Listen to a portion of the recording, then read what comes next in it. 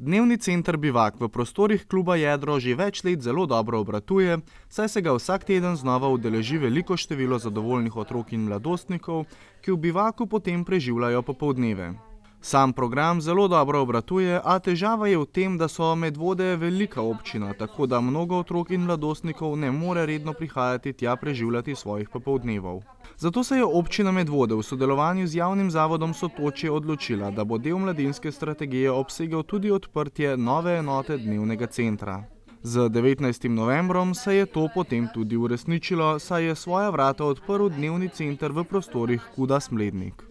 V bistvu ugotovili smo, da občina Medvode je predvsem zelo razkropljena občina in zdaj v skladu strategije za mlade smo odprli zdaj to novo enoto v Smledniku, predvsem zato, da bomo v bistvu odprli nek prostor, ki bo čim bliže mladim, in ker je tukaj blizu šola, smo se odločili prav za ta prostor v kulturnem domu.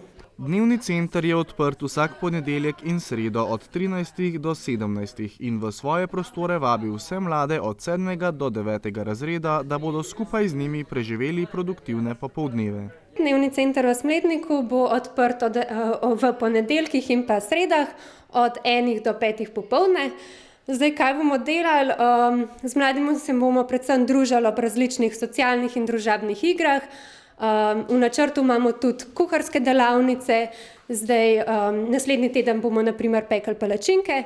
V načrtu imamo pa tudi različne ustvarjalne delavnice, na primer izdelavo voščilnic, poslikavo kamnov. V dnevnem centru bomo pa tudi gledali različne filme, ki so primerni za mlade, ki so jih tudi sami predlagali. Seveda pa bo tudi čas za učno pomoč. Zdaj nudili bomo predvsem pomoč pri predmetih, kot so slovenščina, angleščina in pa matematika. Čas bo seveda za domače naloge, tako da bodo lahko mladi karkoli vprašali.